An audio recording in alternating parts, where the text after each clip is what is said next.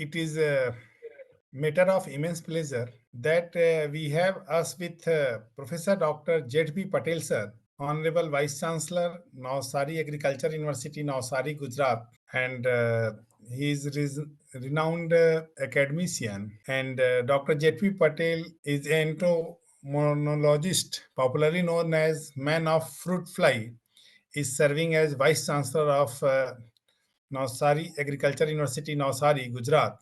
He served as daily wages labor to almost every position of the university and acquired incredible experience of 40 years in which 60% were dedicated to overall development in tribal area. His outstanding contribution includes management of fruit fly by designing, developing, and commercialization of Noroji Steno House fruit fly trap, which help mango growers to export their mango and earn higher return. Development of crop pest map, identification of seed fruit borer in Sapota, and completely shifting pest status of sugarcane Pyrelia from most destructive to minor or insignificant pest through biological control or other noteworthy contribution of our respected Dr. Z.P. Patel, sir. For the same, he has been awarded twice by the Honorable Chief Minister of Gujarat, first by Sri Kesubhai Patel during 2000 Sardar Patel Agriculture Research Award and Sri respected Narendra Modi ji in 2012 Federation of Gujarat Industries Award. Success story of his research project has also published in Coffee Table book by Government of India. He has guided 17th PG students in agriculture entomology as major advisor and has in his credit 47 research papers, 3 books and 4 projects completed as principal investigator and 6 projects initiated as principal. He has attended 25 days international training at Israel and delivered lecture on UC Davis University of California, USA. It is a great time. The great personality, Dr. Z.P. Patel, sir, respected Vice Chancellor, with us on behalf of Indira Gandhi National Tribal University, in behalf of Ministry of Electronics and Information Technology, Government of India projects, and youth, student, and entire tribal community of Madhya Pradesh, Chhattisgarh, uh, Odisha, Jharkhand. I most heartfelt welcome to you, sir, in this day, sir. Sir आपका बहुत बहुत स्वागत है और अभिनंदन है, वंदन है सर। ये जंगल के बीच में स्थित 340 स्क्वायर किलोमीटर का जंगल है सर, जहाँ पे नेशनल 2 टाइगर रिजर्व हैं, अचानक मार नेशनल टाइगर रिजर्व और बांधवगढ़ नेशनल टाइगर रिजर्व। इस जंगल के बीच में स्थित इस विश्वविद्यालय की ओर से मैं आपको सादर सादर अभिनंदन और स्वागत करता हूं सर। सर, मां नर्मदा यहाँ से प्रवाहित उद्गम स्थल है और सोन और जोहिला 3 नदियों का उद्गम स्थल है ये, और साथ में सतपुरा, विंध्याचल और मैकल, ये 3 पहाड़ों का जंक्शन है।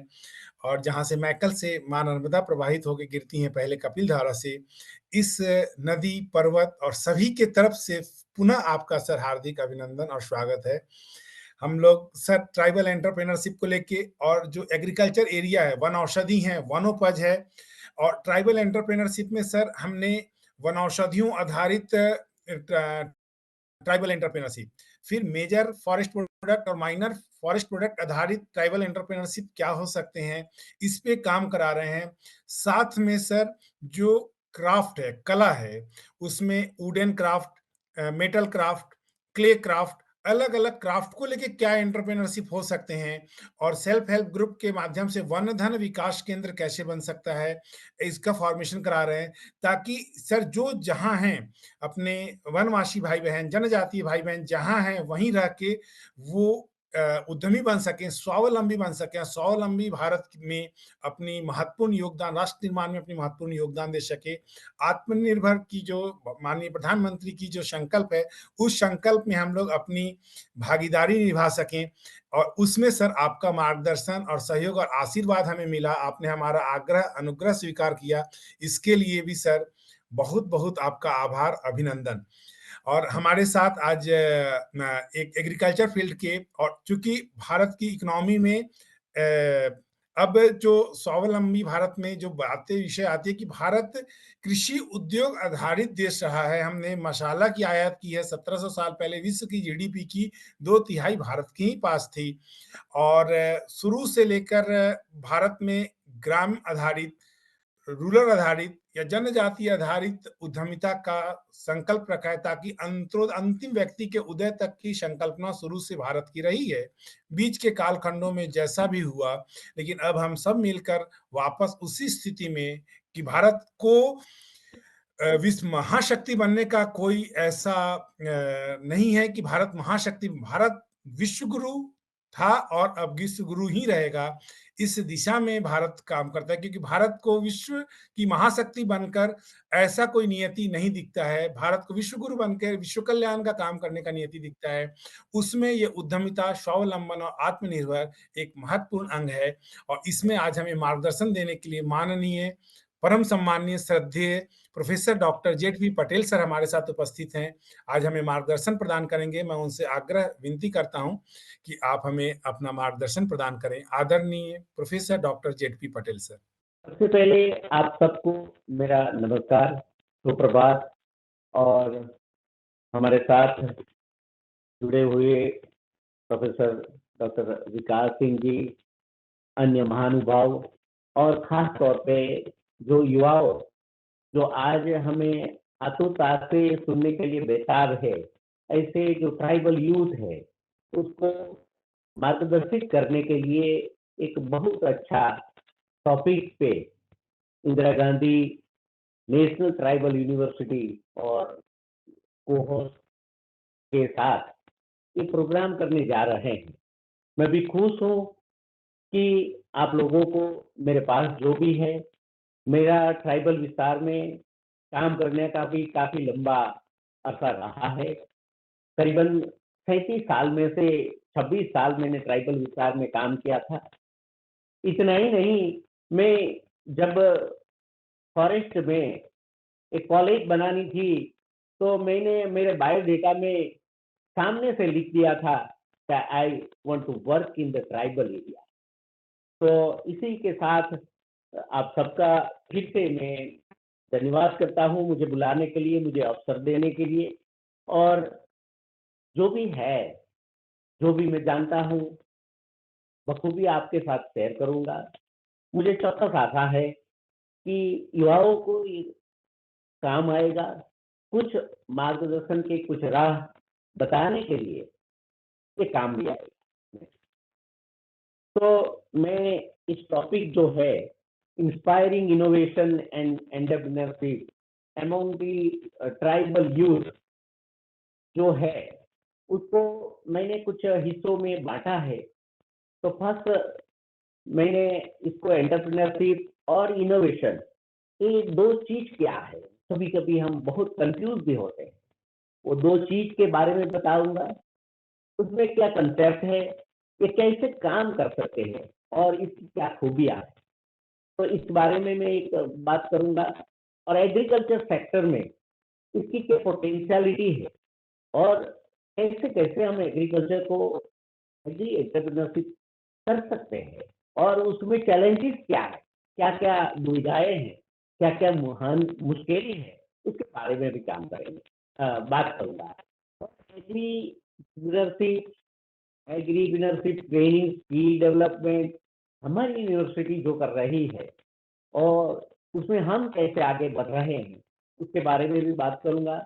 कुछ हमारे पास हमारी यूनिवर्सिटी में भी एस्टैब्लिश की गई सक्सेस स्टोरियां भी हैं और उसके लिए क्या क्या फैक्टर है और उसमें क्या क्या एडवाइस हम दे सकते हैं, तो उसके बारे में भी बात करेंगे। तो पहले तो ये जो एंटरप्रेन्योरशिप जो है, वो हमको जो आइडिया है, वो आइडिया को कैसे बिजनेस में करना है, बिजनेस यानी उसमें से कैसे पैसा कमाए। तो इट इज एन आर्ट, एक स्किल है कि जिसको हम बिजनेस में कन्वर्ट कर सकते हैं। कैसे कन्वर्ट कर सकते हैं भाई, थोड़ा हम सोच समझ के उसमें उसके बारे में हम सोचते हैं। सोचना ही नहीं, लेकिन जो भी बिजनेस है, जो भी एंटरप्रेन्योरशिप है, उसमें पहले तो आपको रिस्क फैक्टर, उसमें क्या क्या अड़चने आ सकती है, वो रिस्क फैक्टर कितना है, क्योंकि आफ्टर ऑल ये मुनाफा कमाने के लिए एक बिजनेस है। तो वो और उसमें और क्या अपॉर्चुनिटीज जो है नई नई आती रहती है, जैसे जैसे समय जाता है आती रहती है। तो ये एक एंटरप्रेन्योरशिप का काम है। और जो एंटरप्रेन्योरशिप जो है, वो ऑर्गेनाइजेशन कैसे करता है, उसको मैनेज करता है कैसे करता है, और रिस्क के बारे में बिजनेस जब आता है तो रिस्क के बारे में सोचना बहुत जरूरी हो जाता है। इसलिए रिस्क थ्री चीज बहुत इंपॉर्टेंट है एंटरप्रेन्योरशिप में। एक तो उसका ऑर्गेनाइजेशन, उसका मैनेजमेंट, और उसके रिस्क के बारे में हमको पहले से ख्याल करते रहने का है। तो अभी हम बात करेंगे कि कैसे एंटरप्रेन्योरशिप जो फंक्शन करती है। तो ये जो पहले तो आपके पास जो इनोवेशन है, वो इनोवेशन और क्रिएटिविटी, आप थिंकिंग करते हैं, आप सोचते हैं, और आप क्या करते हैं। सोचना और करना, ये दो चीज बहुत मायने रखते हैं। जैसे मैंने बताया रिस्क है, और रिस्क को कैसे ओवरकम, रिस्क क्या है, रिस्क को कैसे ओवरकम करने का है, उसके बारे में भी हमें सोचना चाहिए। और ऑर्गेनाइजेशन मैनेजमेंट दूसरा इम्पोर्टेंट चीज है। आप कोई भी एंटरप्रेन्योरशिप करें तो उसके बारे में हमेशा उसके बारे में रिसर्च करते रहने का है, पब्लिक डिमांड को ध्यान में रखते रहना है, और कैसे और सुधार कर सकते हैं उसको भी हमें करना है। दूसरा, जो सामाजिक परिवर्तन आ रहा है, बहुत सारी चीजें ऐसी परिवर्तन आ रहे हैं, जैसे हमारा फूड हैबिट, हमारी डाइटरी फंक्शन जो भी है, हम इसमें चेंज आता रहेगा। उसमें ऐसे हमें कैसे चेंज लाना है, कैसे इसको ओवरकम करना है, और लास्ट में हमको खास तौर पे इकोनॉमिक जो उसका है एंटरप्रेन्योरशिप का, वो उसके कैसे मुनाफा बढ़ाए, इसके बारे में भी सोचना चाहिए। अभी दूसरी बात है, why become an entrepreneur, entrepreneur क्यों बनना चाहिए, इसके क्या रिवॉर्ड, इसके क्या फायदे हो सकते हैं।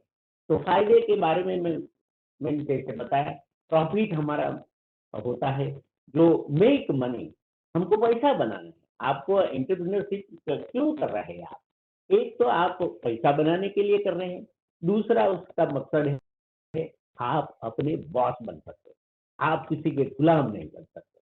तो आप कैसे अपने बॉस बने, वो भी एक बहुत इम्पोर्टेंट चीज है। और लास्ट चीज जो है, ये क्यों हम कर रहे हैं, पैसा कमाना, अपना बॉस बनना, ये क्यों हम कर रहे हैं, क्योंकि हम आफ्टर ऑल हमको सबको एक सेटिस्फेक्शन चाहिए, हमको एक संतोष मिलना चाहिए। तो इसके लिए आपको एंटरप्रेन्योरशिप में जाना चाहिए और एंटरप्रेन्योरशिप करना चाहिए। अभी इसकी जो चेन है, एंटरप्रेन्योरशिप की क्या क्या चेन है।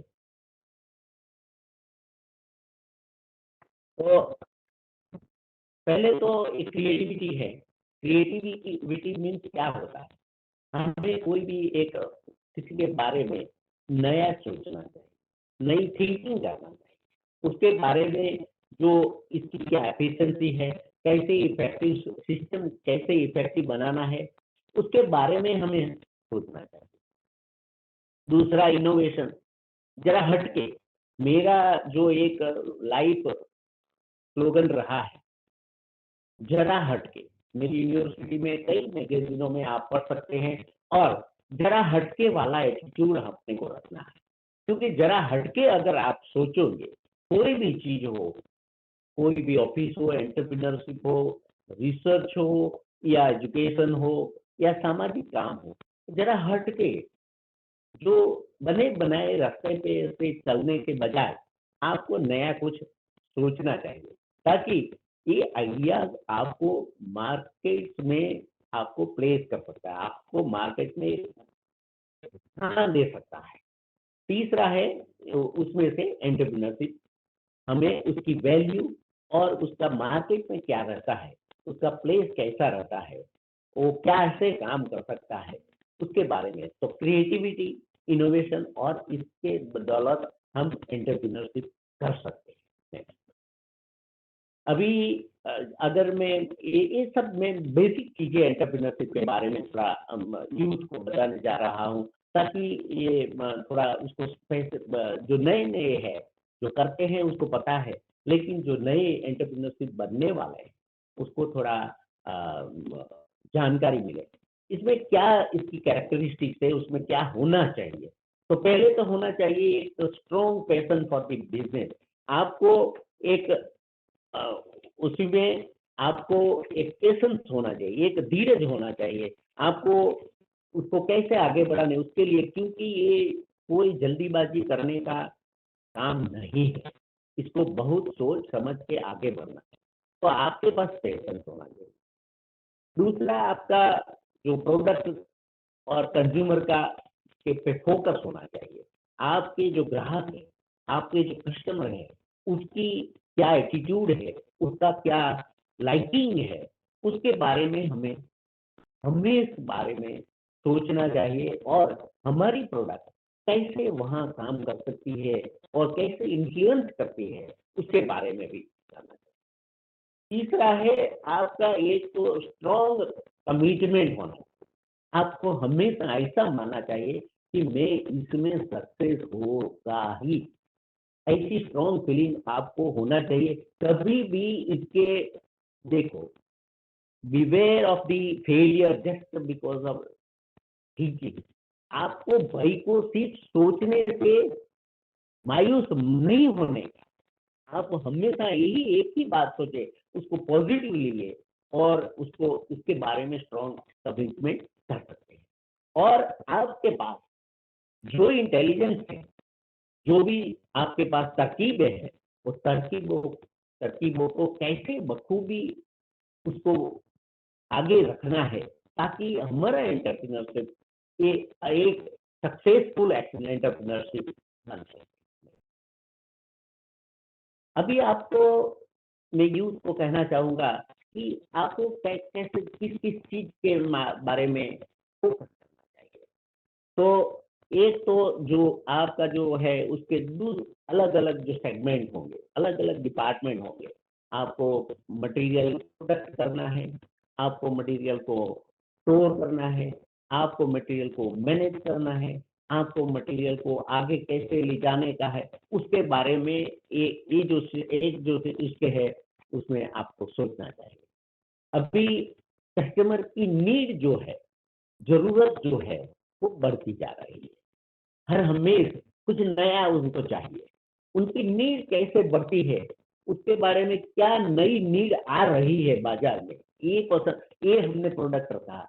वो प्रोडक्ट में ऐसा क्या चेंज ला सकते हैं ताकि और लाइकिंग हो जाए, और वो नीड के बारे में हमें सोचना चाहिए। दूसरा, हमारी प्रोडक्ट से कैसे लोग कुछ अनसेटिस्फाइड तो नहीं है। अनसेटिस्फाइड है, किस चीज के लिए अनसेटिस्फाइड है, उसके बारे में भी हमें सोचना चाहिए, और उसकी जरूरत पे भी हमें ध्यान देना चाहिए। दूसरा, अभी आजकल नई नई टेक्नोलॉजी आ रही है, नवाचार आ रहा है, मैन्युफैक्चर के भी हर तरीके होते हैं, उसका स्टडी करता रहना चाहिए, और नई नई मेथड का उस प्रोडक्ट डेवलपमेंट में आपको यूज करना चाहिए। और टेक्नोलॉजिकल जो चेंजेस है उसको ध्यान में रखते हुए कैसे अपनी प्रोडक्ट की हायर प्रोडक्शन हम कैसे करें, और इकोनॉमिक ग्रोथ के बारे में तो सोचना ही है, क्योंकि मुनाफा आफ्टर ऑल हमारा जो प्रॉफिट जो है वो हमारे फोकस में होना चाहिए। अभी ये प्रोसेस क्या है एंटरप्रेन्योरशिप बनने के लिए। एक तो पहले आपको बिजनेस का आइडिया होना चाहिए, आपका बिजनेस का आइडिया होना चाहिए। और दूसरी बात है, ये आइडिया कुछ आप लगा रहे थे, उसका मार्केट क्या है, क्योंकि कस्टमर बढ़ने चाहिए, आपके कस्टमर होने चाहिए।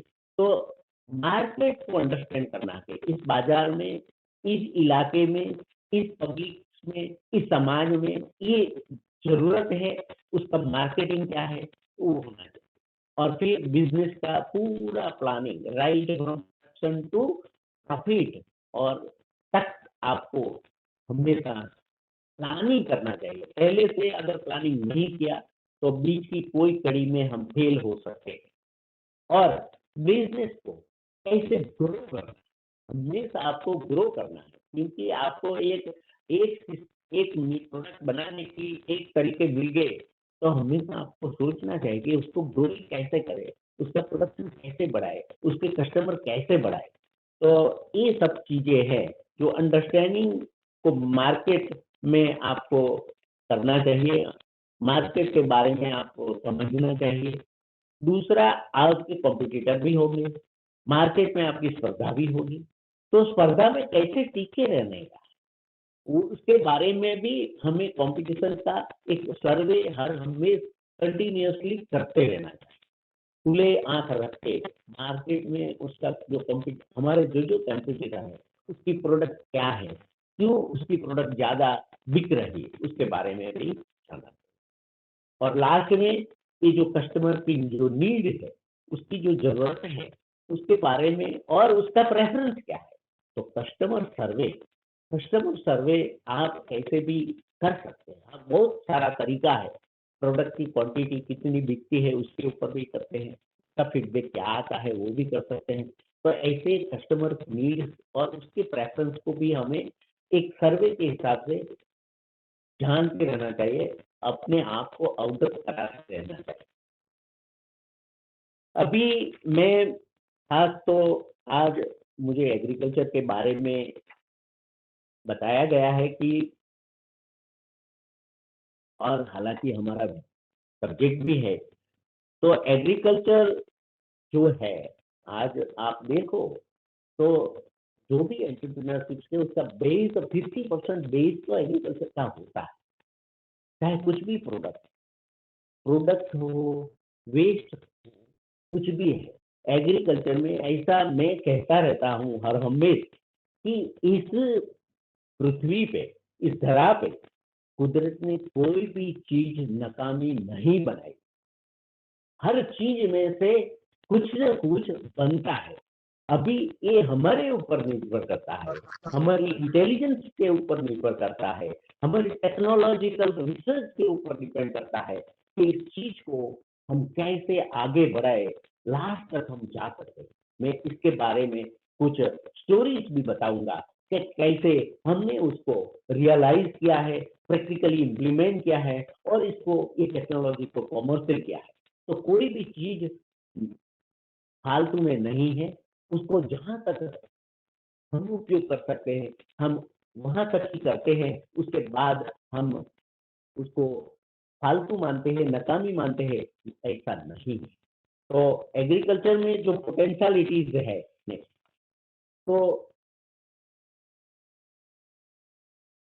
नेक्स्ट, अभी एग्रीकल्चर में जो पोटेंशियलिटी है, उसके बारे में मैं बताऊँ, तो अपने देश की हम सब इतने नसीबदार है कि हमको कुदरत ने बहुत कुछ दिया है और जहाँ तक कृषि का संबंध है, हमें बहुत कुछ मिला। अपने देश में 52% एरेबल लैंड है, मतलब कल्टीवेबल लैंड है। हम कुछ न कुछ उसमें उगा सकते हैं, जो कि दुनिया की कुल लैंड में सिर्फ 11% एरेबल लैंड है वर्ल्ड में। हमारे देश में उसमें से 52% लैंड है। तो एक बहुत बड़ा नसीब है, हमारे पास स्कोप है। दूसरी चीज है क्लाइमेट। कृषि अंडर द ओपन स्काई होती है, खुले आकाश के नीचे हम किसानी करते हैं, तो हमें क्लाइमेट पे बहुत निर्भर करना पड़ता है।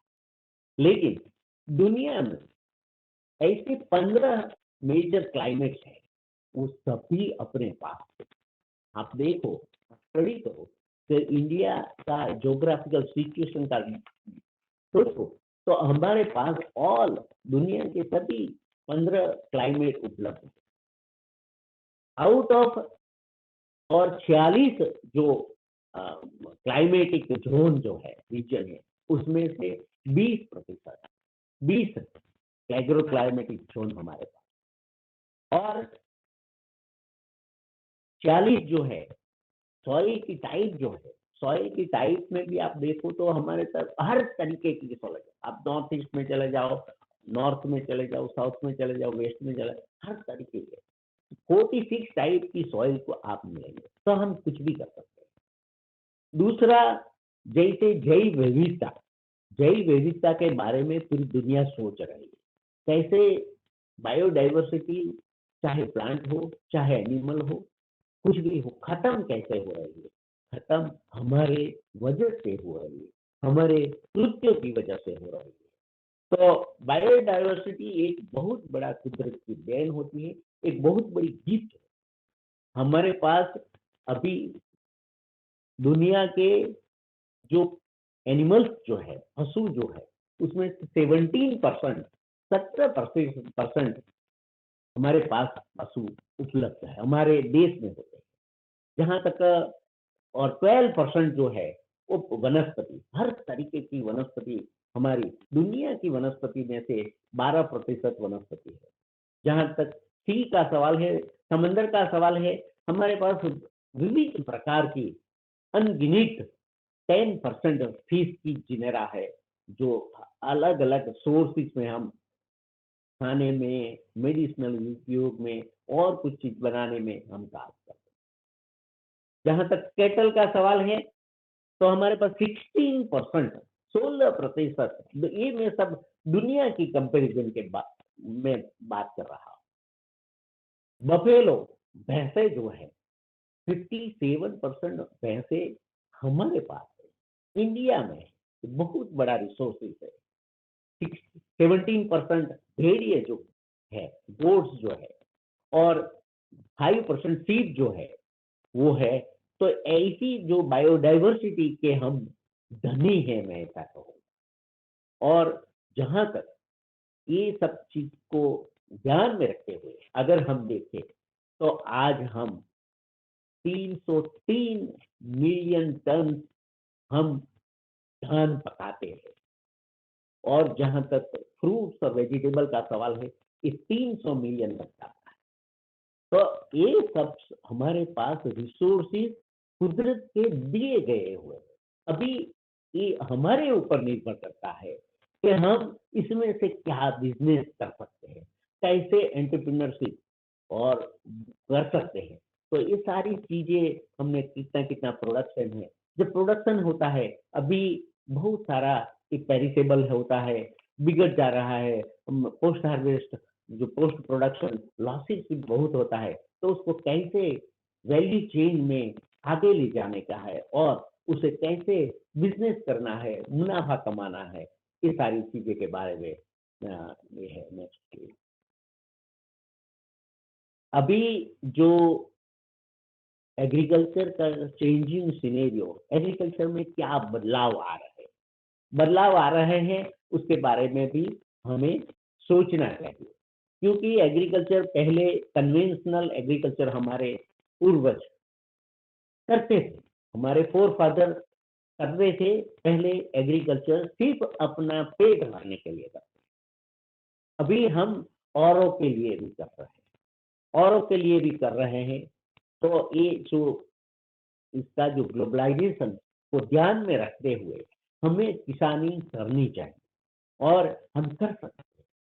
उसमें बहुत सारे टेक्नोलॉजिकल चेंजेस भी आ रहे हैं, तो टेक्नोलॉजिकल चेंजेस को हमें कैसे लागू करना है, हमारे बिजनेस के लिए कैसे लागू करना है। और दूसरा, जब जब कोई प्रोडक्ट की डिमांड बढ़ती है, तो उसमें वैल्यू एडेड प्रोडक्ट का अभी बहुत अहमियत है, उसको बहुत ध्यान में रखने का है, कैसे वैल्यू एडेड करना चाहिए। जैसे टर्मेरिक, पहले किसान टर्मेरिक करते थे, और टर्मेरिक टर्मेरिक जब हार्वेस्ट करते थे बाजार में जाके बेच देते थे, उसका वैल्यू एडिशन उसमें से पाउडर बनाने का, तो ये 2-3 गुना ज़्यादा पैसा उसमें मिल सकता है। हमारे ट्राइबल इलाके में एक टीचर था, उसने ट्राइबल में टर्मेरिक बहुत होता है, तो उसने सोचा कि इन लोगों को मार्केट भी नहीं था, तो उसने कैसे पाउडर बना के 500 ग्राम, 1 किलो मेडिसिनल उपयोग है। टर्मेरिक के बिना कोई घर चलता नहीं, कोई घर में खाना बनता नहीं है। तो इसकी इतनी अहमियत है, उसको ध्यान में रखते हुए उसको वैल्यू एडिशन करना।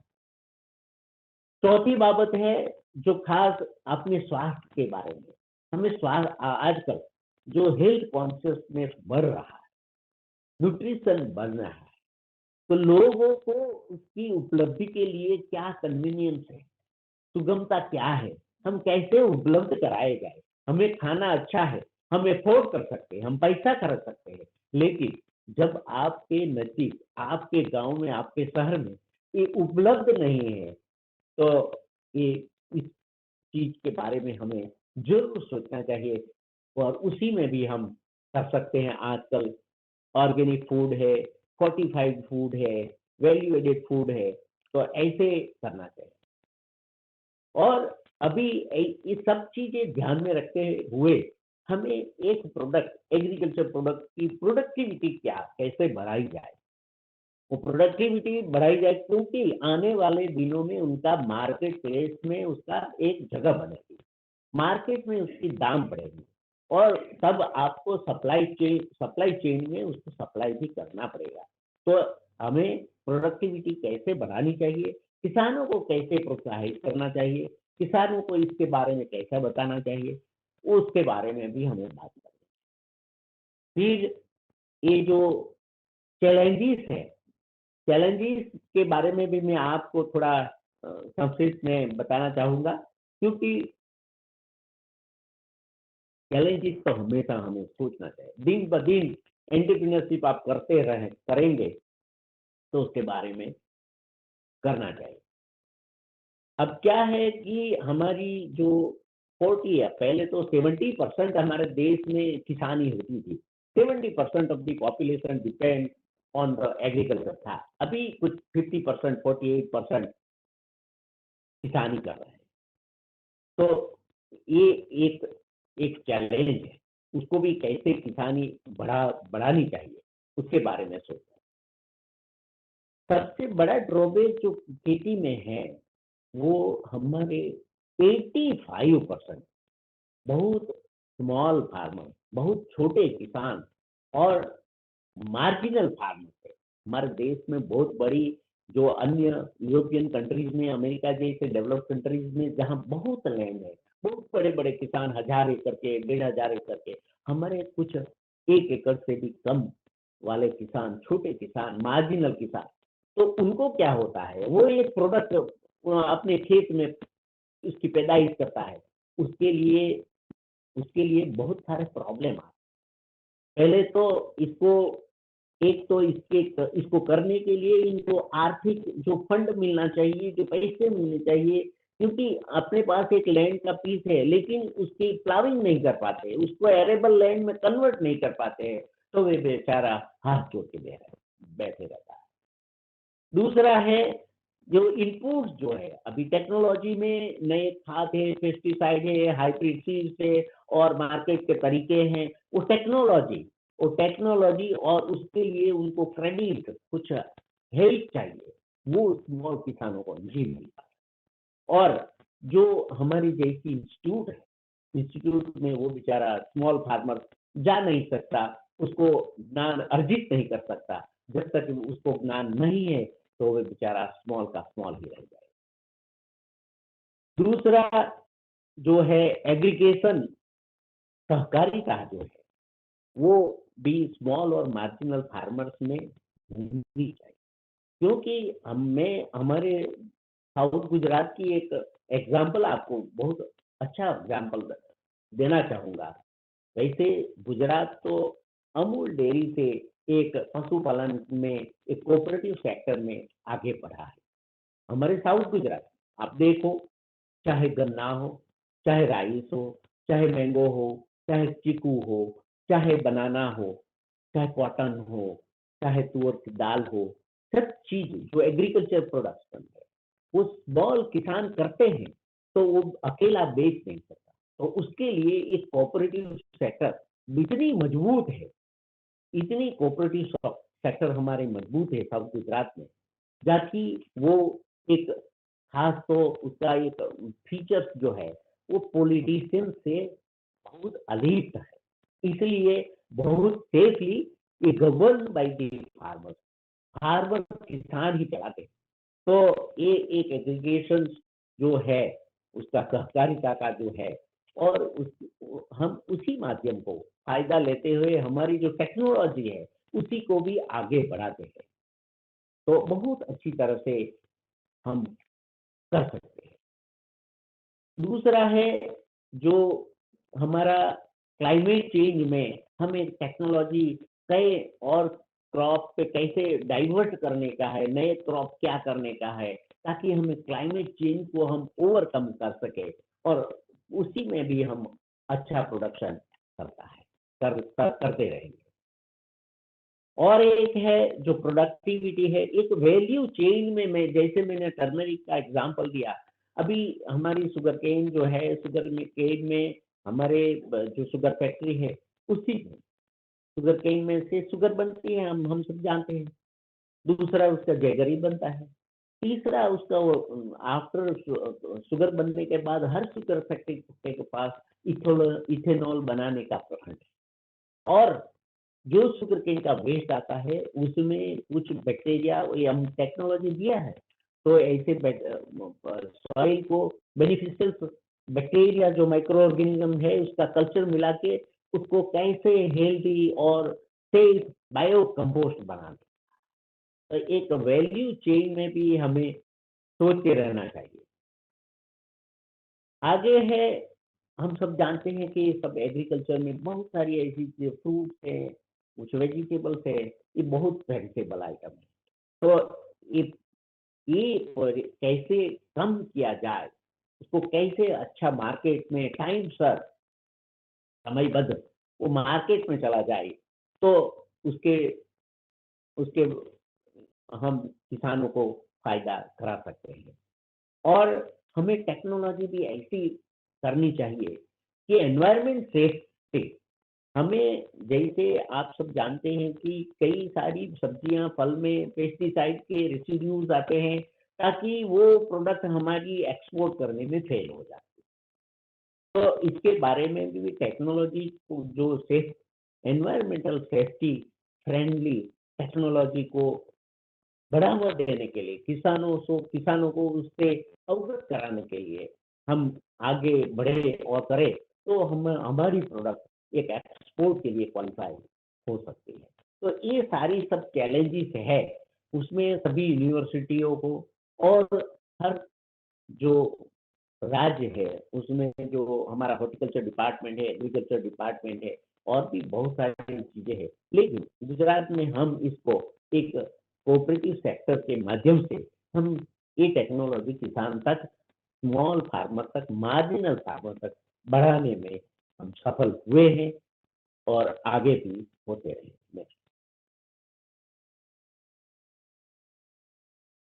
बहुत सारी अपॉर्चुनिटी के बारे में मैंने बताया, तो ये एग्रीकल्चर में इसीलिए ये बताना चाहता हूँ कि हम आपको इसके लिए प्रोत्साहित करना चाहेंगे कि एग्रीकल्चर एक बहुत बड़ा सेक्टर है, उसमें से कुछ भी आप कर सकते हैं, किसी भी एग्री एंटरप्रेन्योरशिप आप बन सकते हैं।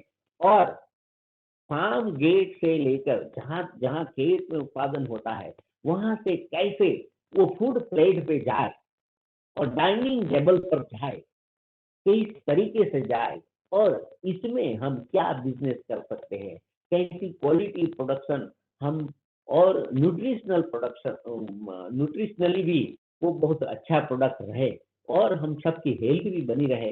इसके बारे में बहुत सारे सेक्टर हैं, उसमें बहुत सारे ध्यान देने वाली चीजें भी है, कैसे इसका प्रोडक्शन करना चाहिए, कैसे ये जो वेयर हाउसेस हमारे पास पर्याप्त नहीं है हमारे देश में, तो वेयर हाउसेस में कैसे उसको स्टोर किया जाए, उसके कन्वेनर उसको कैसे पहुंचा जाए, ट्रांसपोर्ट फैसिलिटी होनी चाहिए। ट्रांसपोर्ट फैसिलिटी कमी की वजह से बहुत सारे स्मॉल किसान जो गांव-गांव में, जंगल इलाके में, ट्राइबल इलाके में छोटा-छोटा जो प्रोडक्शन करते हैं, वो नहीं जा सकते हैं। तो इसके लिए एक सहकारिता का मापदंड अपनाते हुए उनको हमें ट्रांसपोर्ट फैसिलिटी देते हुए हमें उसको मार्केट में और इसका कैसे ट्रेडिंग किया जा सकता है, तो ये बारे में करना चाहिए। प्रोसेसिंग में बारे में बताया कि हर चीज में से कुछ न कुछ हम प्रोसेसिंग में के बारे में बहुत कम सोचते हैं। एग्रीकल्चर में हम सिर्फ खेत में जो पैदावार होती है उसका आगे प्रोसेसिंग कैसे किया जाए। हमारे पास 3-4 साल का सरप्लस हमारे देश में भी, हमारे लोगों के लिए भी ये रहना चाहिए। इसके अलावा हम एक्सपोर्ट करके हमारे देश की इकोनॉमी में कैसे अपना हिस्सा, योगदान ले सकते हैं, उसके बारे में भी सोचना चाहिए। नेक्स्ट। नेक्स्ट। अभी जो एक उसका बेसिक जो है, बेसिक तो आप एग्रीकल्चर, एक एंटरप्रेन्योर तो आप किसी भी चीज में बन सकते हैं, लेकिन जब आप एंटरप्रेन्योर, आप एग्रीकल्चर प्रोडक्ट के बारे में अगर आप करते हैं तो आप बन जाएंगे एग्री एंटरप्रेन्योर। ये एक इंडिविजुअल जो उसको स्टार्ट कर सकता है, उसको ऑर्गेनाइजिंग कर सकता है, उसको मैनेज कर सकता है, उसको बिजनेस वेंचर में आगे ले जा सकता है और उसके ऊपर फोकस करके कर सकते हैं। तो ये इसको एक हम सफल एग्री एंटरप्रेन्योर, और इसमें कोई भी आदमी छोटा एंटरप्रेन्योर भी कुछ बहुत कम लागत से उसको आगे कर सकता है। आने वाले दिनों में ये बहुत आगे हम बढ़ सकते हैं।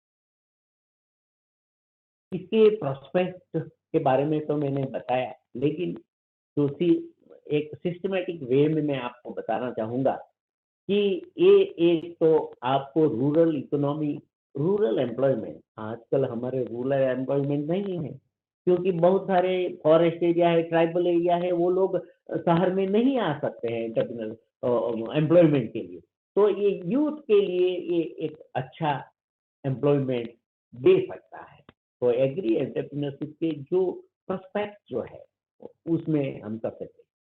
दूसरा, हमारी एम्प्लॉयमेंट की कमी की वजह से हमारे रूरल माइग्रेशन बहुत सारा शहर में हो रहा है। अभी हर स्टेट्स में ये माइग्रेशन एक बहुत बड़ा प्रॉब्लम है। इसकी वजह से हमारी किसानी भी कुछ हद तक रुकी पड़ी है। तो इसको हम चेक कर सकते हैं। और हमारे एक, मैं कहता हूँ और मैं आशा रखता हूँ कि हर ट्राइबल इलाका जो है उसका एक बैलेंस डेवलपमेंट हो, ताकि हर दूसरे डेवलप्ड इलाके के साथ वो भी अपना कंधे से कंधा मिला के आगे बढ़े। और इसके लिए हमें जो प्रोस्पेक्ट है, हम बहुत सारे रूरल जो यूथ है, ट्राइबल जो यूथ है, उसको हम इंस्पायर कर सकते हैं, उसमें जागृति ला सकते हैं और इसमें आने के लिए हम इनवाइट कर सकते हैं। और एक चीज है जो हमारे पास लोकल कुछ चीजें, लोकल जो प्रोडक्शन है उसको कैसे प्रॉपर यूटिलाइजेशन किया जाए, उसमें से कैसे बिजनेस बनाया जाए। और अगर आप नया भी हो, हम कभी-कभी ऐसी बहुत सारी चीज़ें हैं सिर्फ रूरल के लोग यूज़ करते हैं, लेकिन उसको और अट्रैक्टिव बना के बाज़ार में रखोगे तो उसके भी दाम आए। तो इसके बारे में भी कर सकते हैं। वो आपको पता होगा, जो पाम ट्री, तोड़ी पाम आता है, वो तोड़ी पाम के जो लीव्स होते हैं, वो लीव्स में से बड़ी-बड़ी चट्टान ये सब बना के उसको कलर पेंट करके उसको और दाम बढ़ा के उसको वैल्यू एडिट करके हम कर सकते हैं। ऐसी बहुत सारी चीज़ें। फिर जो ये प्रोडक्शन की बात आती है, तो उसकी एफिशिएंसीज़ को कैसे हमें बढ़ा जाए और उसके कैसे मैनेज किया जाए, उसके बारे में भी ये भी एक प्रोस्पेक्ट है। क्योंकि हम अगर इसके बारे में सोचेंगे एंटरप्रेन्योरशिप के बारे में, तो डेफिनेटली हमारे प्रोडक्शन की के बारे में भी सोचेंगे, उसको कैसे बढ़ाना चाहिए। तो ये भी एक प्रोस्पेक्ट रहता है। और लास्ट में जो होता है, एक तो पर कैपिटा जो इनकम जो होती है, तो ये बढ़ती है, तो ये एक बहुत बड़ा प्रोस्पेक्ट हो गया एग्री एंटरप्रेन्योरशिप में।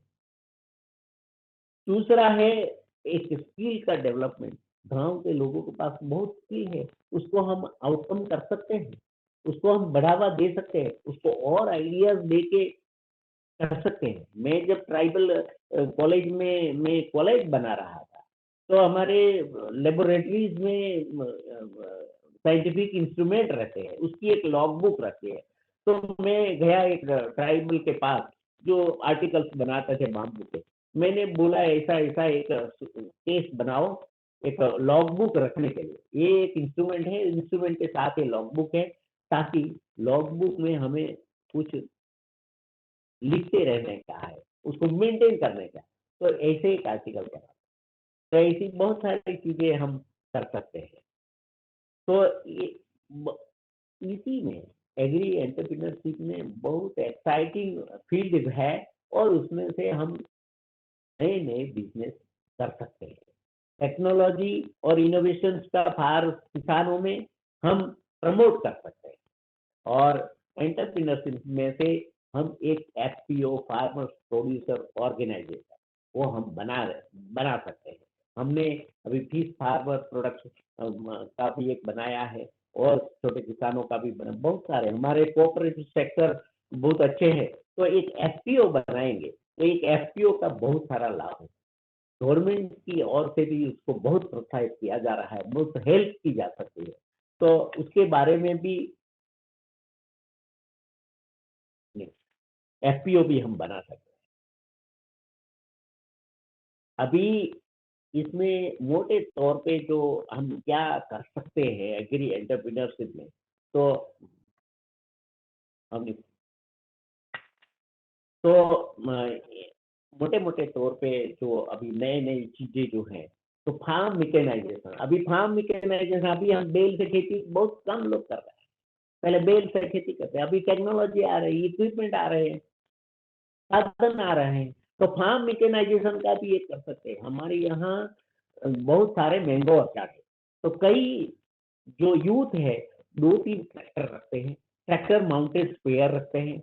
हर किसान ट्रैक्टर बचा नहीं सकते, अपने ऑर्चार्ड में स्प्रेइंग नहीं करवा सकते, तो वो दो एक युवान 2-3 4-5 ट्रैक्टर रख देता है, और इसके ऊपर स्प्रेयर जोड़े रखते हैं, और आप फ़ोन करो, बुलाया, आया, स्प्रेइंग किया, अपना ऑर्चर्ड स्प्रे हो गया, उसको एक बिज़नेस मिल गया। तो उसी में एक ड्राइवर, 2-3 ट्रैक्टर हो, 2-3 ड्राइवर को मिल सके, एक-एक ट्रैक्टर पे 2-2 लेबर, तो उसको एक एम्प्लॉयमेंट जनरेट कर सके। तो ये फार्म मैकेनाइज़ेशन एक अभी अभी ड्रोन के बारे में आप सब लोगों ने सुना होगा। अभी ड्रोन के बारे में बहुत सारा गवर्नमेंट का प्रोत्साहन है, हमारे प्राइम मिनिस्टर भी उसके बारे में बताते रहते हैं, ड्रोन टेक्नोलॉजी का कैसे-कैसे हमें एग्रीकल्चर में उपयोग कर सकते हैं। तो ये फार्म मैकेनाइजेशन का भी एक ऐसा बिज़नेस है, जो हमें करना चाहिए। बायोटेक्नोलॉजी जो टिश्यू कल्चर है, हर फ्लावर क्रॉप्स और हर बहुत सारे क्रॉप्स के पूरे देश में बायोटेक्नोलॉजिकल टिश्यू कल्चर से उसको कैसे करने का है, उसके बारे में भी हमारे पास टेक्नोलॉजी अवेलेबल है। तो ये कर सकते हैं। पोस्ट हार्वेस्ट जो टेक्नोलॉजी है, उसके बारे में तो अनगिनत उपलब्धियां हैं, टेक्नोलॉजी है, उसके बारे में कर सकते हैं। प्रोसेसिंग के बारे में कर सकते हैं। और आपको आप एक अच्छा कोई इन्वेस्टमेंट कर सकता है, तो सॉइल हेल्थ कार्ड बनाने के लिए भी एक सर्विस आप प्रोवाइड कर सकते हैं, वो भी कर सकते हैं। फार्म रिटेलिंग, फार्म पे से आपका प्रोडक्शन कैसे बढ़ता जाए, तो उसके लिए कैसी एडवर्टाइजमेंट करनी चाहिए, कहाँ-कहाँ लोगों को इसके लिए जानकारी देना चाहिए, वो भी करना चाहिए। प्रिसिजन फार्मिंग के बारे में भी आप गाइड कर सकते हैं किसान को। हमारे यहाँ जो एक्सपर्ट्स एग्रीकल्चर के ग्रेजुएट है, पॉलिटेक्निक के स्टूडेंट्स हैं, यूथ जो है, अपने अपने इलाके में एक एक क्रॉप को लेके उसमें क्या क्या करना चाहिए, किस किस समय पे क्या क्या एग्रोनॉमिक प्रैक्टिस करना चाहिए, कैसे उसका प्रोडक्शन बढ़ाना चाहिए, उसके बारे में कंसल्टेंसी भी करते हैं। इसमें बहुत सारे फ्लोरिकल्चर है, फूड प्रोसेसिंग है, एग्रो टूरिज्म। एग्रो टूरिज्म भी आप कहीं पे भी रोड रास्ते पे आपके ट्राइबल एरिया में बहुत सारे ऐसे नेचुरल प्लेसेस होते हैं, उसको एग्रो टूरिज्म में कन्वर्ट कर सकते हैं। गवर्नमेंट की बहुत सारी सहायता मिलती है। ट्राइबल लोग अपने पशु रखते हैं तो पशु के हेल्थ के लिए, उसके चारा के लिए, उसके फीड के लिए हम कुछ कर सकते हैं। कोल्ड स्टोरेज बना सकते हैं। ऑर्गेनिक कुछ एक गांव पूरा ले लो, एक गांव में आप ऑर्गेनिक प्रोडक्शन करवाओ, चाहे ओकरा हो, कोई वेजिटेबल हो, वो प्रोडक्शन को आप मार्केट में ले जाने के लिए पूरी एक सप्लाई चेन बनाओ और उसमें भी आपको तो ऐसे अनगिनत बिजनेस जो है, स्टार्टअप जो है, वो आप कर सकते हैं। कुछ चैलेंजेस भी है पोस्ट हार्वेस्ट में आपको हर हमें, क्योंकि आप देख रहे हैं कि स्टॉल पे ये फ्रूट्स जो है रखे हैं, फ्रूट्स का एक लॉरी है, वो बहुत ज़्यादा से ज़्यादा 2-3 दिन रख सकते हैं। तो इसके इसीलिए हमें प्रोसेसिंग में और पोस्ट हार्वेस्ट में जाना चाहिए। पोस्ट हार्वेस्ट एक बहुत अच्छा और इंटरेस्टिंग और डिमांडेबल एक सब्जेक्ट है, उसके बारे में हमें सोचना है। नेक्स्ट, ये सब चीज़ें जो है क्या-क्या चीज़ें की ज़रूरत है, तो ये फील्ड हार्वेस्ट कैसे, इसके लिए भी इक्विपमेंट आ गए हैं। प्री कूलिंग सिस्टम आई है।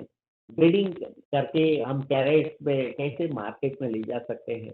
डिस्ट्रीब्यूशन सेंटर हम बना सकते हैं। प्रोडक्ट उसका स्टोरेज के लिए हम फैसिलिटी कर सकते हैं। कुछ-कुछ ऐसी लोकल सिस्टम्स भी हैं, एग्रीकल्चर में इनोवेट हुई है, कि जिसके बारे में कम से कम 1 वीक तक आप कर सकते हैं और रिटेल का भी कर सकते हैं। नेक्स्ट, ये सब प्रोस्पेक्ट के बारे में बताया गया है। तो प्रोस्पेक्ट के बारे में मैंने आपको बता दिया कि बहुत सारे एग्रीकल्चर में ऐसी प्रोडक्ट है, उसके प्रोडक्ट हम कर सकते हैं। अभी मैं कुछ आपको ऐसे हमारे जो जिससे हम गुजर रहे हैं, जो हमने डेवलप किया है, वो कैसी-कैसी क्या-क्या एक्टिविटीज़ हमारी यूनिवर्सिटी एग्री एंटरप्रेन्योरशिप डेवलप करने के लिए और उसके लिए एक सामान्य रूरल यूथ, ट्राइबल यूथ में कैसा माहौल बना सके, इसके लिए हम क्या कर रहे हैं, वो बहुत इम्पोर्टेंट।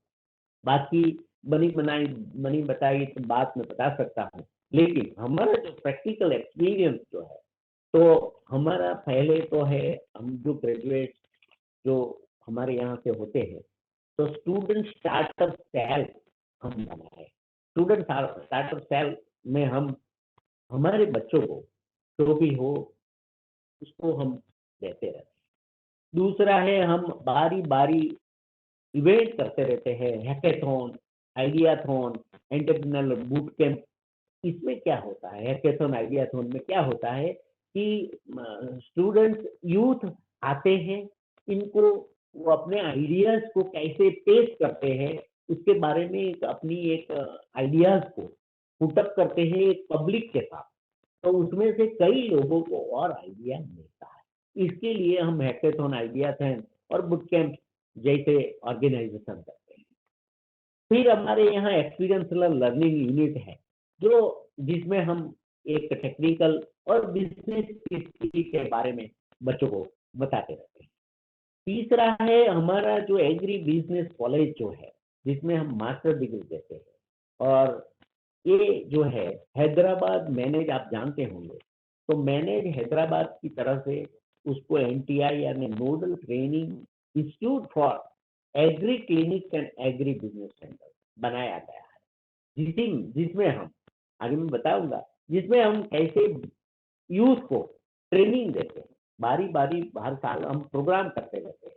45 डेज़ की ट्रेनिंग करते रहते हैं। कैसे बच्चे आते हैं, कैसे अपने आइडियाज़ को साकार करते हैं, उसके बारे में वो रेगुलर हम ट्रेनिंग करते हैं।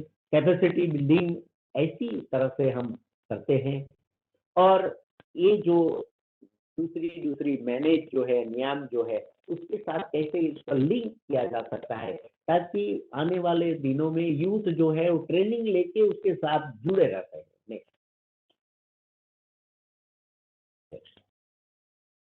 हाँ जी, हमारे आगे हमारे यूनिवर्सिटी में एक तो केला जो है, बनाना जो है, आप जानते हैं कि बनाना हार्वेस्ट करने के बाद उसका जो थर्ड प्रकांड जो रहता है वो कुछ ही काम का नहीं है।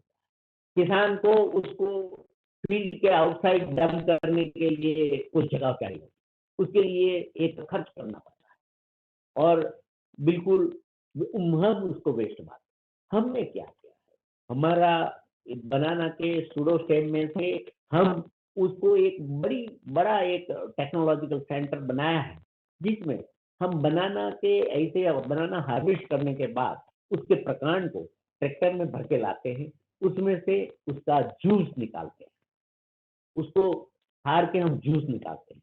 तो एक तो जूस मिल गया बनाना का, एक प्लांट में से 2 लीटर तक जूस उसका निकलता है। दूसरा निकल गया फाइबर, तीसरा निकल गया कूड़े कौचे जो भी हैं उसके वेस्ट जो हो जाते हैं, उसी में से हम ये बनाना सैप जो है, उसी में हम ये एक बहुत बड़ा ग्रोथ एनहांसिंग की तरह काम करता है। तो प्लांट में, क्रॉप में ये दिया जाए तो प्लांट का ग्रोथ अच्छा होता है और बिल्कुल नेचुरल है, बिल्कुल ऑर्गेनिक है। तो एक बनाते हैं। हमारी जो प्रोडक्ट जो है वो प्रोडक्ट इसमें से हमने 2-3 प्रोडक्ट बनाई है और हम इसके नॉवेल के नाम से उसको जाना जाता है। आगे वाला, हाँ हाँ, ये बेस्ड आउट ऑफ, नहीं आगे वाला बनाने के बारे में, हाँ, इसमें से हम जूस निकाल सकते हैं ऐसे काट के, फिर उसमें से फाइबर निकाल सकते हैं, फिर उसके स्विचेस निकलते हैं, सैप निकलता है और सेंट्रल कोर निकलता है। तो ये टेक्नोलॉजी काफी 2008-9 से हम चला रहे हैं और इसकी बाकायदा हमने पेटेंट करवाई। ये टेक्नोलॉजी हमने पेटेंट करवाई है और अभी तक 42 एमओयू प्राइवेट कंपनी के साथ हमने 42 एमओयू किया है। और आपको ताज्जुब होगा, 2 एमओयू हमने परदेश में किया है, एक अफ्रीका में किया है और अभी हमने यूएसए के साथ किया है। तो यूएसए के भी 35 कंट्रीज में वो लोग ये बनाना सैप, तो बनाना सैप एक तो ग्रोथ एनहांसर है, दूसरा हमें उसमें एक बॉटनिकल पेस्टिसाइड रखते हैं, तो एक बनाना नोवेल प्लस हो गया और एक फंजीसाइड ऐड करते हैं तो प्राइम हो गया। ऐसे 3 प्रोडक्ट हम उसको उसको एक जो लागत के हिसाब से मुनाफा नहीं कमाते, क्योंकि हमारी संस्था है, तो इसके हम बेचते हैं करीबन 150 रुपये लीटर। अब ये जो 42 कंपनी, बहुत बड़ी बड़ी कंपनी पूरे इंडिया में लगी हुई है, वो लोग 700 से 1000-1200 रुपया 1 लीटर का लेते हैं, वो प्रोडक्शन करते हैं। तो इतना सारा हम कर सकते हैं और 1 हेक्टर बनाना में से हम ज्यादा उसमें 20-25 हजार रुपया ज्यादा कमा सकते हैं और इस वेस्ट का ऐसे उपयोग होता है। फाइबर बनाते हैं, फाइबर में आज मैंने शर्ट पहना नहीं है, लेकिन बनाना फाइबर से बना हुआ शर्ट मैं पहनता हूँ। तो ये भी कापड़ बनता है, बहुत सारे पेपर बनते हैं, ये हमारी फाइलें बनती हैं, फाइल कवर बनते हैं, विजिटिंग कार्ड बनता है, बहुत सारे आर्टिकल्स बनते हैं। उसके फाइबर में से अट्रैक्टिव आर्टिकल्स जो हमारे घर में उपयोग कर सकते हैं, उसमें गणपति हो चाहे कुछ भी चीज हो, कुछ भी आर्टिकल हम बनाते हैं, अनगिनत उसका प्रोडक्शन हम बनाना में से कर सकते हैं। और उसका जो सेंट्रल कोर जो होता है उसमें से हमने कैंडी बनाई, चॉकलेट जो बनाई वो भी बांटा जाता है। और भी कई जगहों पे हमारी टेक्नोलॉजी, हम इसको पहले हम 3 लाख में ये टेक्नोलॉजी एमओयू साइन करते थे, अभी हम 6 लाख में ये एमओयू साइन करते हैं। अभी तक हमने 42 एमओयू किए हैं। 2 प्रदेश में जो किए हैं हमने, $15,000 में अमेरिका को हमने ये टेक्नोलॉजी बेचा है। तो ये बहुत अच्छी टेक्नोलॉजी है, जिसे लाकर में बनाना होता है, केला होता है, उसमें ये जो वेस्ट जो है, तो वेस्ट में से बेस्ट कैसे बनाने का, उसका पूरा स्ट्रक्चर नेक्स्ट देखो आप, कैसे फाइबर बनते हैं, कैसे जूस बनते हैं, अच्छा, ये जो फ्यूचर जो है, उसको उसमें हम वर्मी कंपोस्ट बनाते, हम अलसिया को कल्चर उसमें डाल के हमें उसमें से बहुत अच्छा वर्मी कंपोस्ट मिले। एक कोर जो है, नीचे जो है बनाना सेंट्रल को, उसमें से हम कैंडी बनाते, ऊपर बनाना फाइबर है, ये से फ्रेश सैप है, उसी में और बोटानिकल डाल के उसको पेस्टिसाइड बनाते हैं, फंजीसाइड बनाते हैं। तो ऐसे बहुत सारी चीजें, ये देखो हमारा जो गोडाउन जो है, जहाँ ये बनता है, ये पूरा यूनिट जो है, तो पूरा यूनिट में हम ऐसे हमारे वैज्ञानिक जो काम करते हैं, इसके बहुत सिंपल इंस्ट्रूमेंट्स इक्विपमेंट आते हैं, वो बना भी सकते हैं, बेच के भी बना सकते हैं, और कोई कंपनियां बनाती भी है। तो ये सारी जानकारी आप अगर हमारे यहाँ एक बार आके देख सकते हैं।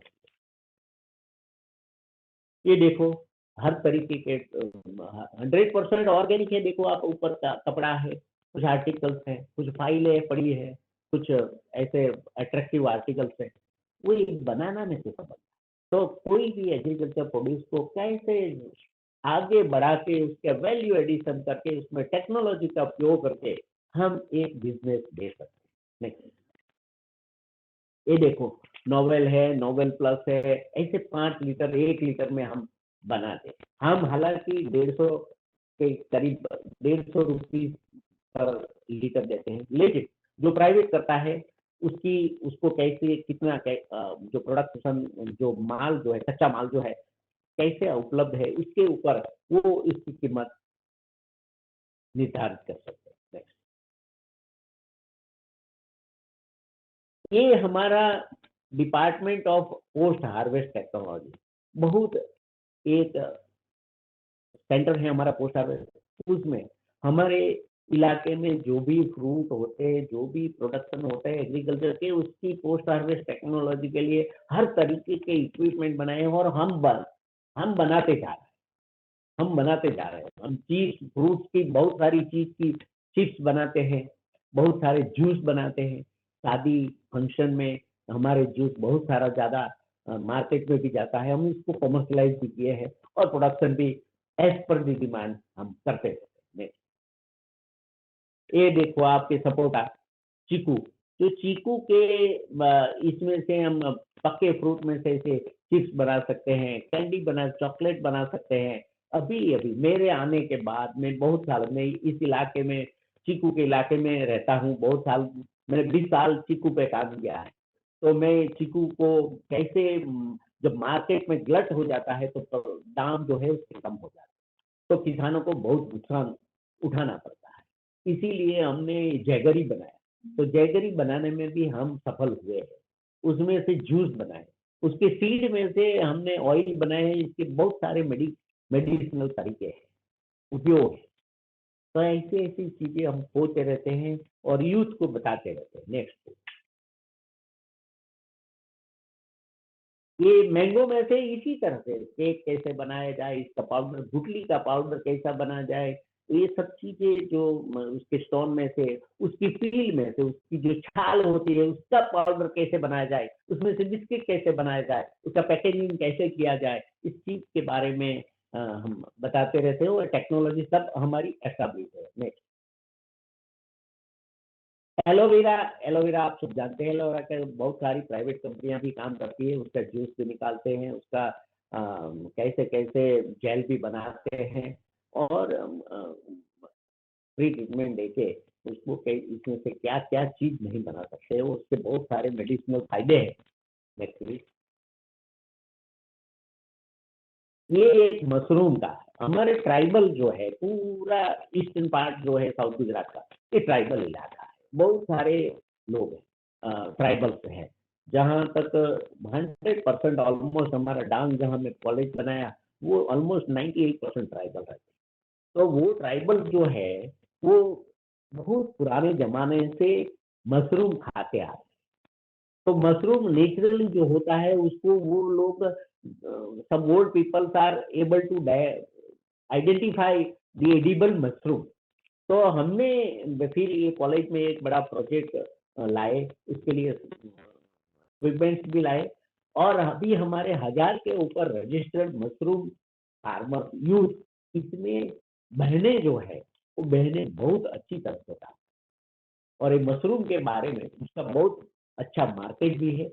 मॉल में भी हम बेचते हैं, फ्रेश भी बेचते हैं, उसमें से पाउडर बना के उसकी क्रंची बिस्किट भी बना सकते हैं। तो पहले एक प्रॉब्लम था कि ये मशरूम की सीड कहाँ से लाए, तो बाहर से लाना पड़ता था शहरों को। तो उसको प्रोत्साहित करने के लिए हमने एग्रीकल्चर कॉलेज वघई, जो हमारी यूनिवर्सिटी की सिस्टम में 7 साल प्रिंसिपल था, तो उसी में हमने स्पॉन प्रोडक्शन सीड बनाने की एक मशीन बनाई। उसमें से हम सीड बनाते हैं और किसानों को देते हैं, बारी बारी हम ट्रेनिंग ट्रेनिंग करवाते हैं। अभी एक शॉर्ट टर्म कोर्स भी शुरू करने जा रहे हैं, ताकि जो यूथ जो है, वो बहनें जो है, वो आके मशरूम के बारे में सीखे और इसका बिजनेस करे और इसको आगे बढ़ाए। और देशों में बहुत मशरूम चलता है, तो इसमें से में हम कर सकते हैं। दूसरा ट्राइबल का एक इम्पोर्टेंट चीज है, मेरा समय साहब थोड़ा ज्यादा बढ़ रहा है, मैं अभी खत्म करता हूँ। तो बाम्बू जो है, हमारे यहाँ एक बाम्बू रिसोर्स सेंटर है, फॉरेस्ट्री कॉलेज है, बाम्बू हमारा एक मेन है। बाम्बू में से बहुत सारी चीजें, हमारा बहुत डेवलप्ड बाम्बू का एक रिसोर्स सेंटर है, उसमें से कई सारी चीजें, इवन हम शादियों में पंडाल बनाने के लिए भी हम पंडाल भी बना के देते हैं। Next please. उसमें से बहुत सारी चीजें हैं, आप देख सकते हैं।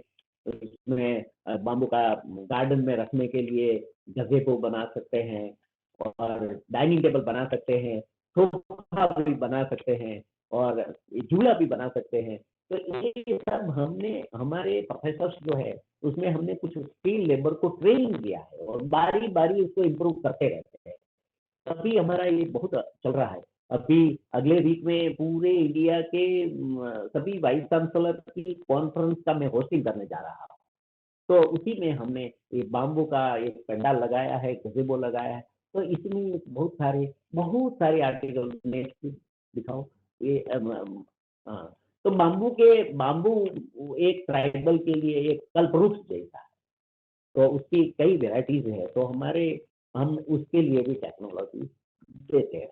फ्लोरिकल्चर का हमारे यहाँ बहुत स्कोप है, बहुत सारा इलाका, यूनिवर्सिटी में भी हम हर तरीके के फ्लावर क्रॉप लगाते हैं, उसके कल्चर भी रखते हैं। और इसके ये जो गार्डन में रखने के लिए शहर शहर में जो लोग हैं, उसकी पसंद को दाद देने के लिए हम ऐसे गमले में फ्लावर क्रॉप बनाते हैं और एग्जीबिशन रखते हैं, और 1 वीक पूरा सेल रखते हैं। तो उसमें से भी ये भी बहुत सारा, उसमें बहुत सारी, और फ्लावर क्रॉप में से एक माली जो फूल का जो बुके बनाता है, हार बनाता है, कुछ बहनों के लिए उसके सर में रखने के लिए अट्रैक्टिव वेणी बनाते हैं। तो उसकी भी हम, ये जो हमारी एग्रीकल्चर में अभी नर्सरी बहुत इम्पोर्टेंट चीज है, क्योंकि किसानों को एक रिलायबल रिसोर्सेज मिलना चाहिए। चाहे वो हमारे यहाँ आम है, चीकू है, और फ्लावर फ्रूट क्रॉप के पौधे हैं, उसको हम एक रिलायबल सोर्सेज से देते हैं, ताकि उसको एक एश्योरेंस हो। और मेडिसिनल और एरोमेटिक प्लांट का भी एक बड़ा प्रोजेक्ट चल रहा है। तो ट्राइबल इलाके में हमारा पूरा टांग ये एरोमेटिक प्लांट के लिए जाना जाता है।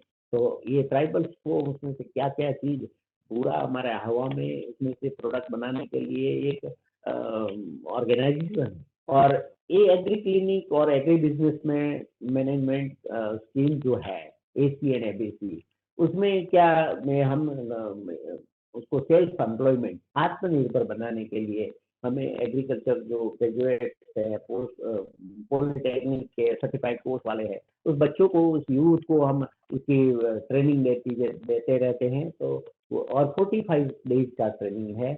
और अगर हम स्टार्टअप लोन भी दिलवाते हैं, नाबार्ड बैंक के साथ हम 20 लाख तक और इंडिविजुअल 20 लाख तक लोन दिलाते हैं। हम 45 डेज के लिए युवाओं को आकर बुलाते हैं, उसको ट्रेनिंग देते हैं, उस ट्रेनिंग में कैसे प्रोजेक्ट बनाना, उसके दिमाग में से वो निकाल के, उसका इंटरेस्ट देख के, उसको प्रोजेक्ट बनाने के कैसे, वो प्रोजेक्ट को कैसे इम्प्रूव किया जा सकता है और क्या इनपुट देना उसमें ज़रूरी है, ताकि वो एक लोन के लिए क्वालिफाई। तो ऐसे हमारे हमारा एक बड़ा अच्छा नोडल ट्रेनिंग सेंटर है, उससे हम यूथ को आकर्षित करते हैं और ट्रेनिंग। तो ये सब चीज़ें हैं। मैंने सक्सेस स्टोरी के बारे में बताया। मैंने एग्री एंटरप्रेन्योरशिप और एग्री एंटरप्रेन्योरशिप, इनोवेशन, क्रिएटिविटी, ये सब चीज़ें इस सब्जेक्ट में अगर कोई इसमें आएँगे, तो इसको ये समझना चाहिए। और दूसरा, आपको मैं खास तौर पे ये कहना चाहूँ, आपकी पेशेंसी बहुत इम्पोर्टेंट है।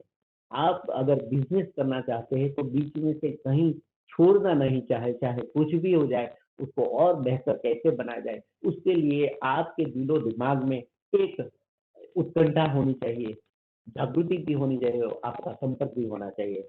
मुझे आशा है कि मैंने मेरे पास जो भी है एक्सपीरियंस था, हम जो कर रहे हैं, उसके बारे में बताया। आशा है कि हमारे ऑनलाइन माध्यम से जुड़े हुए जिन-जिन युवा लोग जो है, उसको बहुत सारी ट्रिक मिल पाई हो और आप भविष्य में एग्री एंटरप्रेन्योर बने, अपने आप को बढ़ाएँ, आप अपने आप का बॉस बने और इस देश की समृद्धि में आपका योगदान दें। बहुत-बहुत धन्यवाद। बहुत बहुत धन्यवाद सर आपका।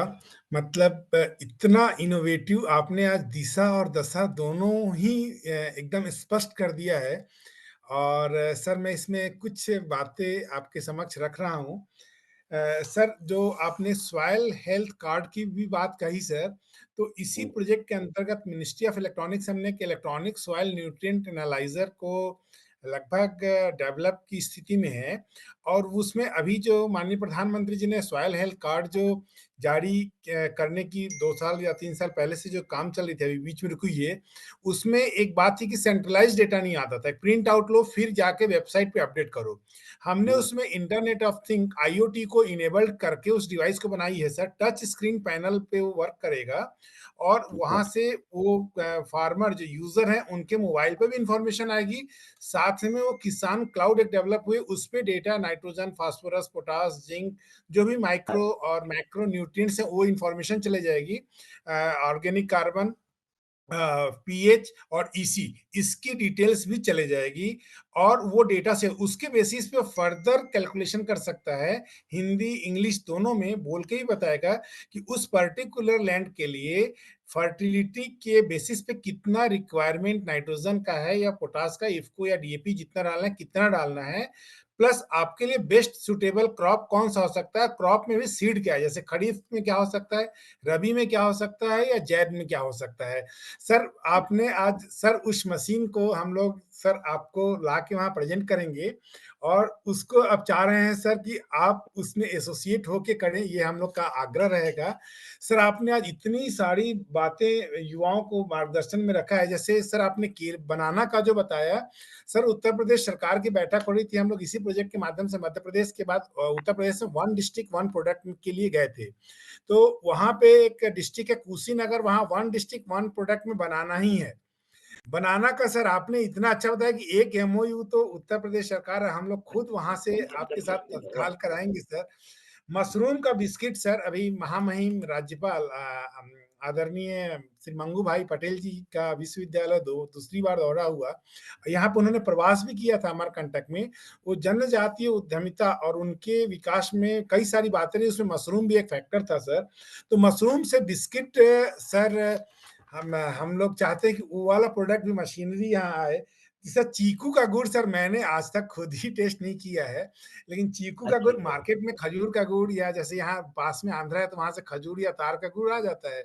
बट ये चीकू का गुड़ बहुत ही एक अलग प्रोडक्ट है सर। काफी सारे प्रोडक्ट के बारे में आपने बताई, टर्मरिक का बताइए। यहाँ पे सर हल्दी के साथ श्यामा हल्दी और काली हल्दी भी होती है, उसका कुछ मेडिसिनल प्रॉपर्टी भी है, खाने में भी उसका यूज करते हैं। सामान्यतः दूध को पीने में काली हल्दी डाल के पिए तो वो मोर इफेक्टिव है, इवन लंग्स के लिए भी ये साइंटिफिक प्रूवन है।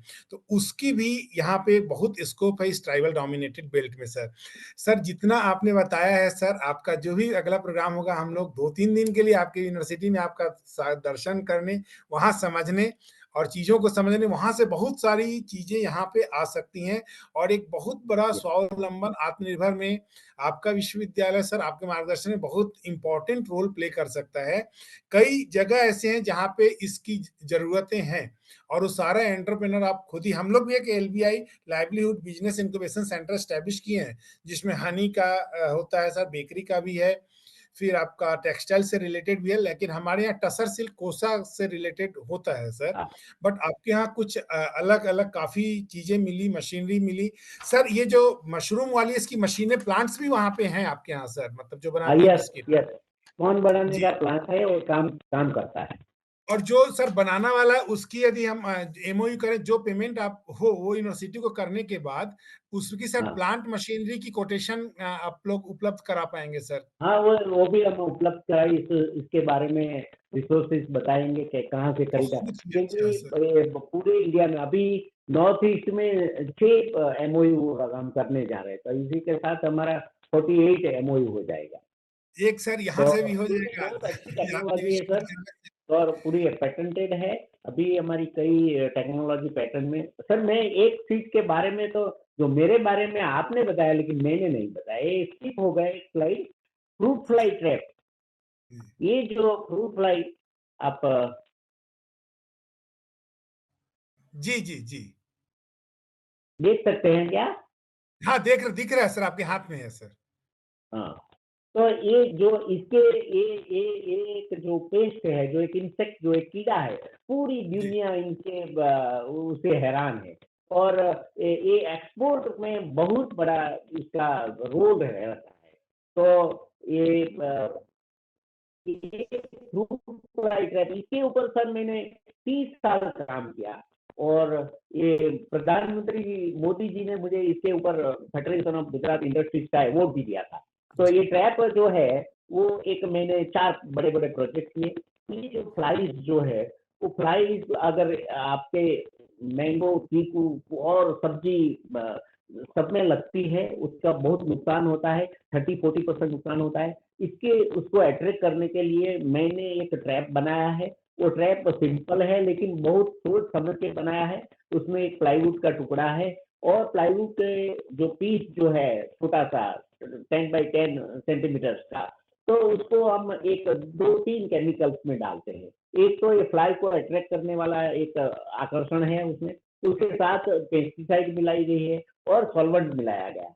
तो ये सबमर्ज करके उसके 24 घंटा उसमें रख के, फिर ये ऐसे एक कंटेनर बनाया है प्लास्टिक का, ये आप देख सकते हैं। तो जी उसी में से ये फ्लाई को 2 किलोमीटर से अटैक करती है, जी और जी। दो जी किलोमीटर से फ्लाई आती है। और एक दो नहीं सर, आप वीक में आप 1000 तक फ्लाई आ सकती है। तो पूरे इलाके में से मेल फ्रूट फ्लाई, उसको हम अट्रैक्ट कर सकते हैं। मेल जो नर है, नर माखी जो है, उसका पॉपुलेशन घटा सकते हैं, ताकि कम मादाएं फलित हो और आगे जनरेशन उसका रुक जाए। तो ये टेक्नोलॉजी के हम फ्रूट फ्लाई ट्रैप यूनिवर्सिटी में अभी 50 रुपया में, सिर्फ 50 रुपया में बेचते हैं, और पर एकड़ हमारा 4 ट्रैप का रिकमेंडेशन है। तो ये हो गया 140 रुपया प्रति एकड़ का खर्चा, और ये सर 6 महीना तक काम करता है। तो कोई भी क्रॉप में आप 3-4 महीना काम करती है, तो ये हम अभी यूनिवर्सिटी में करीबन हर साल 1.5 लाख ट्रैप बनाते हैं, और किसान आते हैं और जानते हैं। तो ये पूरा ऑर्गेनिक प्रोडक्शन भी हो जाता है। टेक्नोलॉजी एक farmer friendly, environmentally friendly technology है, और इसी के लिए मैं जाना जाता हूँ मैन ऑफ फ्रूट फ्लाई के तौर पे, इधर पूरे स्टेट में और बाहर भी। तो ये बहुत अच्छी टेक्नोलॉजी है। वो भी आप कोई भी युवान अगर करना चाहे तो कर सकते हैं। जी, बिल्कुल धन्यवाद सर, सर। बिल्कुल, हाँ, बिल्कुल। तो अ, ये मेरी वाइस चांसलर की ऑफिस में वो मैं हैंग करके रखता हूँ, मैं ताकि जी, मैं सबको बता सकूँ, क्योंकि इसके ऊपर काफ़ी 30 साल मैंने काम किया। मैं पूरी लाइफ में 30 साल तक एक ही फ्रूट फ्लाई के पीछे मैं काम करते रहा, और फ्रूट फ्लाई को हेलीकॉप्टर बना के मैं वीसी तक पहुँचा हूँ। जी, जी, जी। नहीं, नहीं, सर आपका जो एक डेडिकेशन है हम लोग के लिए अपने आप में एक लाइन ऑफ एक्शन का वो है, आपका डेडिकेशन और आपने कहाँ से कहाँ पहुँचे और कितने बहुत बारीकी से इतने अच्छे ढंग से आपने विषय को रखा है सर, जो एंटरप्रेन्योरशिप का हमारा ये जो स्वावलंबन और आत्मनिर्भर को लेकर के युवाओं को मार्गदर्शन देने का है, ये बहुत ही इन्फॉर्मेटिव है और हम ये जो आपने पेस्टिसाइड का फ्रूट फ्लाई ट्रैप का जो बताया सर, इसको हम अपने जो मिनिस्ट्री की तरफ से क्लाउड बन रही है, इस पे भी अपडेट कर देंगे सर तुरंत। हम और मैं ट्रेनिंग एक देंगे। बार सर हम लोग जरूर आपके विश्वविद्यालय में विजिट करना चाहेंगे जब भी आपका कोई बिल्कुल, कार्यक्रम अभी होगा, तो मैं अब बात बिल्कुल। करके उनसे। और इसी के साथ सर आपको धन्यवाद। तो अभी सर ये बहुत छोटा वर्ड हो जाएगा आपके लिए, आपका सतत मार्गदर्शन बना रहे। आप भौतिक रूप से भी अमरकंटक माँ नर्मदा मैया के पास आए इस विश्वविद्यालय की पावन धरा पर। और सर मैं विश्वविद्यालय परिवार के कुलपति, कुलसचिव, head of departments, dean, professors, students जो क्लासरूम में हैं, जो सेमिनार हॉल में हैं, जो यूट्यूब में हैं, फेसबुक में हैं, जो इस पे भी हैं, सबके तरफ से आपको कोटिशः कोटिशः धन्यवाद ज्ञापित करता हूँ, अभिनंदन वंदन करता हूँ। और ऐसा मार्गदर्शन आप हमें देते रहें, प्रदान करते रहें, इसकी अपेक्षा भी आपसे सर रखते हैं कि आप हमें अपना मार्गदर्शन और सहयोग ऐसा ही सतत निरंतर बनाए रखें और अपना आशीर्वाद बनाए रखें। सादर प्रणाम सर आपको। जी, जी, जी, जी। जी, धन्यवाद। जी।